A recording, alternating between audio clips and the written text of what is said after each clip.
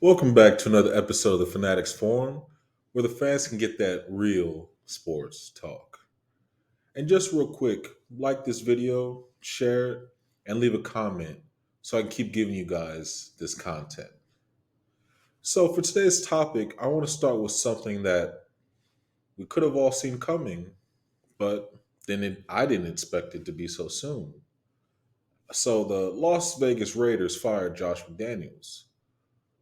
But can we say that we'd be surprised? Well, you might be asking, why did they even do it? Well, let's break down what the Raiders were before and why it made sense for them to get rid of Josh McDaniels.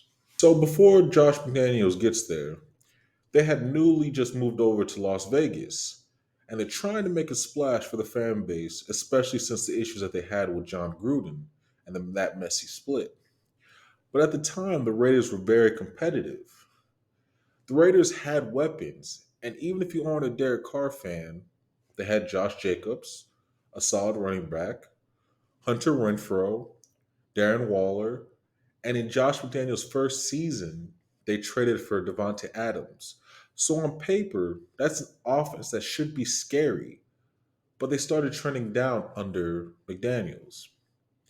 In 2021, before McDaniels was there, they won 10 games and were playoff contenders. But in 2022, when he takes over, they win only 6 games. And even this year, they're looking just bad. The problem I have with the NFL and the owners in general is that this isn't surprising. Josh McDaniels was offered a head coaching job for the Colts that he accepted and then he reneged on. That alone should have told people that you can't trust this guy. And another reason you can't trust him is that, uh, well, because of what he did in Denver. He was the guy that advocated for Tim Tebow. Let's say it again. This was the guy that wanted Tim Tebow. And he was the guy that thought he knew everything about building a team, and it didn't work. Remember, Peyton went into the same team with a similar roster, and all of a sudden, they were a great team? Of course, it's mainly because of Peyton, but Josh McDaniels coached one of the greatest quarterbacks of all time, Mr. Tom Brady himself. But again, that goes to the problem I have with the NFL and these coaches because they get credit for player success. The Patriots under Bill Belichick and Tom Brady won a lot, but it led teams and owners to believe that the coordinators could replicate that success because they won so much. The problem that a lot of people fail to realize is that the Patriots had one, a Hall of Famer at quarterback in Tom Brady. So he made Josh McDaniels' job so much easier. Plus, building a team is not the same as just calling plays. The system McDaniels had with the Patriots only worked for the Patriots. It didn't work in Denver and it didn't work in Las Vegas. But somehow these guys will continue to get opportunities off other people's success. Just look at the Raiders now. They fire their coach, and then all of a sudden they can win a game. Guys like Josh McDaniels have too much of an ego to be successful head coaches. They need the right situation, the right quarterback, and all the right pieces in order to win. But Josh McDaniels had all that and still failed miserably, which tells you he wasn't the reason for the Patriots' success. He was just there. And the success didn't translate because his way of doing things doesn't work if you don't have the pieces in place. Plus, we tend to forget that coaching isn't just X's and O's. You need to be able to motivate your players. And you could tell that he lost the locker room. I've never seen so many players come out and say that they were thankful that he was gone. Because when he was there, they said that playing football just wasn't fun. But again, what do you expect? All the signs were there, but y'all let him get another shot because you believe that just because he coached Brady, that he was going to be successful. Come on, man. He's no different than Adam Gase, if you even remember him. The next topic I want to talk about is a little more personal for me. And if you know by now, or if you don't know by now, I'm a Dallas Cowboys fan. Trade deadline was last week. So this is just more of me just venting because I'm annoyed.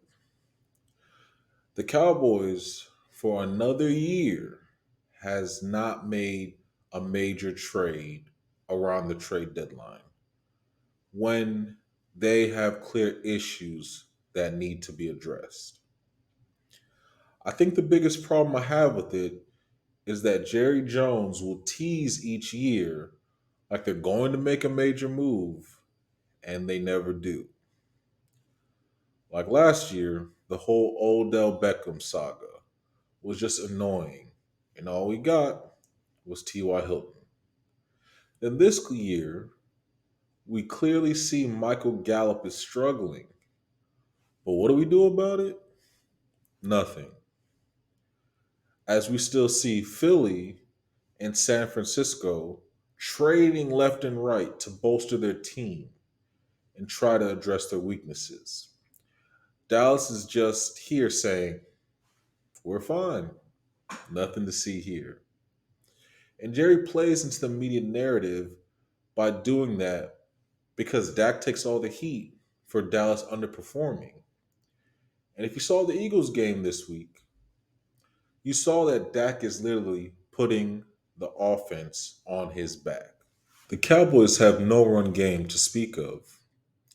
Online play is iffy in key moments, and the wide receiving core isn't that good. It's just literally CeeDee Lamb. But then the expectation is for Dak to win a Super Bowl with a roster that he literally has to overperform with in order to be competitive, not to win, to be competitive.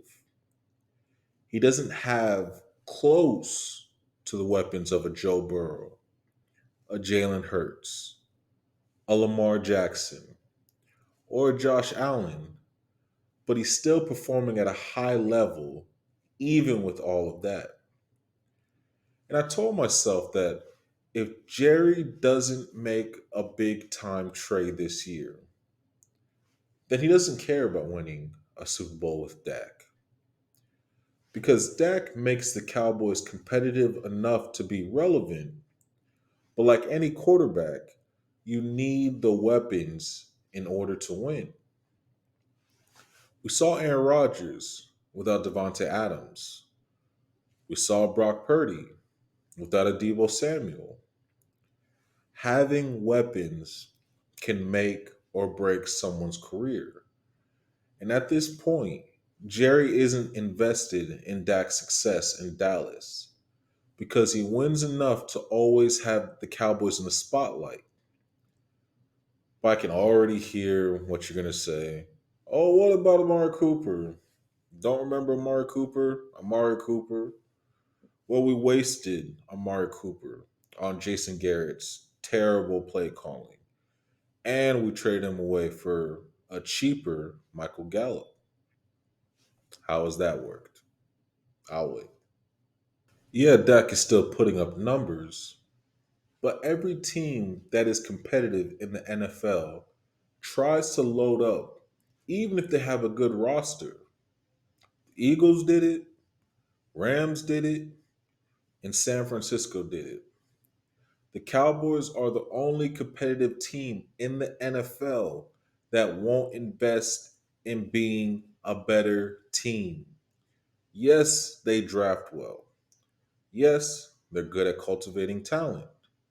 But it doesn't matter if every team has a weakness and you don't do anything about it. You don't work to resolve those issues. And if you don't do that, it will always come back to bite you when you need it. Why do you think the Eagles signed Julio Jones when they know that they have two main wide receivers? Because a third option only makes it more difficult to stop them. Even though I personally think it's to mask Jalen Hurts' inconsistency of throwing the ball down the field, but that's just me. But even with that, you need the team to try to improve, even if they're a good football team. And Dallas just won't do that. You can't build a cheap, competitive roster when you have to pay the quarterback. You need to be all in, or you're just wasting your time. The Cowboys have the pieces to win, but why wouldn't you want to build on top of that unless winning isn't your main goal? That's just my opinion. If you agree or disagree, please drop a comment and share this video, especially if you want to stir up some trouble with some Eagles fans out there, just because I have no problem with that. My name is Mecca Mike, and thank you for watching this episode of the Fanatics Forum, the only place where you're going to get that real sports talk.